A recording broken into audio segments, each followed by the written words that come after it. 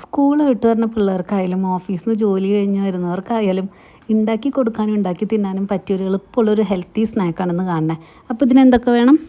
ഇതിന് മെയിനായിട്ട് വേണ്ടത് ഗോതമ്പ് പൊടി, പിന്നെ നമ്മുടെ കയ്യിലുള്ള ഡ്രൈ ഫ്രൂട്ട്സ് ഒക്കെ എടുക്കാം, പിന്നെ പഴം എടുക്കാം, ക്യാരറ്റ് ഗ്രേറ്റ് ചെയ്ത് വെക്കുക, ഡേറ്റ്സ് വേണമെങ്കിൽ എടുക്കാം. ഡേറ്റ്സ് എടുക്കാം, കയ്യിലുള്ളതൊക്കെ അല്ലേ. എന്തൊക്കെ നമുക്ക് നമ്മുടെ കയ്യിലുള്ള ഡ്രൈ ഫ്രൂട്ട്സ് എന്താ വെച്ചാൽ അതെല്ലാം എടുക്കുക.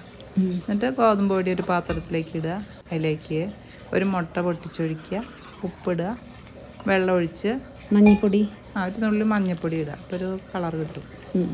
എന്നിട്ട് വെള്ളം ഒഴിച്ച് നന്നായിട്ട് ഇതുപോലെ മിക്സ് ചെയ്ത് നല്ലൊരു പരുവാക്കി എടുക്കുക. ഒരു കുഴമ്പ് രൂപമല്ലേ? ഒരു കുഴമ്പ് രൂപം. എന്നിട്ട് അതിലേക്ക് കുറച്ച് ജീരകപ്പൊടിയും കൂടി ഇടണം കേട്ടോ. ഏലക്കയോ? ഏലക്കപ്പൊടി ഉണ്ടെങ്കിൽ അതും ഇടാം. അതൊക്കെ ഓപ്ഷണലാണ്, ഉള്ളവർക്ക് ഇഷ്ടമുണ്ടെങ്കിൽ ഇടാം.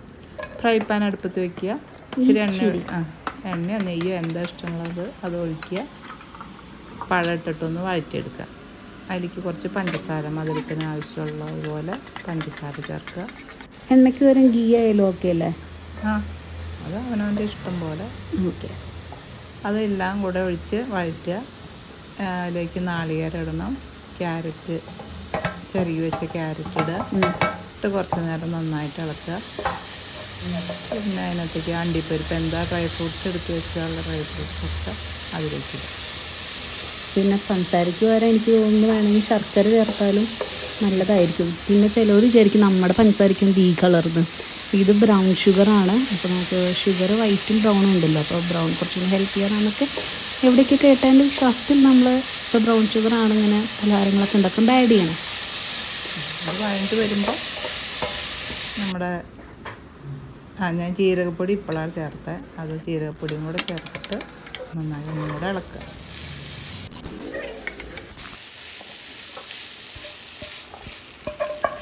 നമ്മൾ വഴറ്റി വെച്ച ആ കൂട്ട് ഒരു പാത്രത്തിലേക്ക് ഇട്ട് വെച്ചു. എന്നിട്ട് അതിനകത്തേക്ക് നമ്മുടെ മാവ് ഉണ്ടല്ലോ, ആ മാവ് കുറേശ്ശെ ഒഴിച്ച് അതൊന്ന് ഇളക്കുക. കട്ടി കുറച്ചൊന്ന് പരത്തിയെടുക്കുക. പരത്തി എടുത്തതിന് ശേഷം അതൊന്ന് വേവിച്ചെടുക്കണം. കുറച്ച് നേരം ഒന്ന് മൂടി വെച്ച് വേവിക്കുക കേട്ടോ. എന്നിട്ട് അതിനകത്തേക്ക് നമ്മുടെ കൂട്ടുണ്ടല്ലോ, ആ കൂട്ട് അതിനകത്തേക്ക് ഫില്ല് ചെയ്ത് കൊടുക്കുക മുഴുവനും. എത്രയാണ് നമ്മുടെ കയ്യിലുള്ള ആ വഴറ്റി വെച്ചത് കംപ്ലീറ്റ് അതിലേക്ക് ഇട്ട് കൊടുക്കുക. അതിന് ശേഷം ബാക്കിയുള്ള മാവ് അതിൻ്റെ മുകളിൽ ഒഴിച്ച് കൊടുക്കണം. അങ്ങനെ കുറേശ്ശെയായിട്ട് ഫുള്ള് അത് ഒഴിച്ച് അത് ഫില്ല് ചെയ്യണം. ആ ഫ്രൂട്ട്സ്, ഡ്രൈ ഫ്രൂട്ട്സൊക്കെ ഉണ്ടല്ലോ, അത് മുഴുവൻ ഫില്ല് ചെയ്തെടുക്കുക. ഏതാണ്ട് എനിക്കിതൊക്കെ പ്രോസസ്സ് കാണുമ്പോൾ നമ്മുടെ തേങ്ങാ ബണ്ണൊക്കെ ഇരിക്കുന്ന രൂപത്തിലാവുമെന്നാണ് എൻ്റെ മനസ്സിലുണ്ടായിരുന്ന ഒരു കാഴ്ചപ്പാട്. മുഴുവൻ ഫില്ല് ചെയ്യാൻ പറ്റില്ല, കുറച്ച് ഗ്യാപ്പൊക്കെ ഉണ്ട് കേട്ടോ, അത് നമുക്ക് അഡ്ജസ്റ്റ് ചെയ്യണം. അത് കഴിഞ്ഞ് അത് മൂടി വെച്ചിട്ട് വേവിക്കുക. വെന്തതിന് ശേഷം നമ്മളതൊന്ന് മറിച്ചിടും. അതൊരു ടാസ്ക് തന്നെയായിരുന്നു. അത് വേറൊരു പാത്രത്തിലേക്ക് ഇട്ടിട്ട് പിന്നീട് പാനിലേക്ക് ഇടായിരിക്കും കുറച്ചും കൂടി എളുപ്പം. നമ്മൾ ഒറ്റ പാത്രത്തിൽ അഡ്ജസ്റ്റ് ചെയ്യുകയാണ്.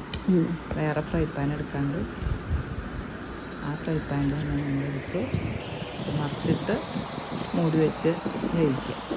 ഒരു 2 ഭാഗം മുരിഞ്ഞ് വരുമ്പോൾ എടുത്ത് മുറിക്കുക, കഴിക്കുക. അപ്പോൾ എന്തായാലും നല്ല ടേസ്റ്റ് ഉണ്ടായിരുന്നു. എല്ലാവരും ട്രൈ ചെയ്ത് നോക്കിക്കോ. ഒരു ഹെൽത്തി സ്നാക്കാണ് എന്തായാലും.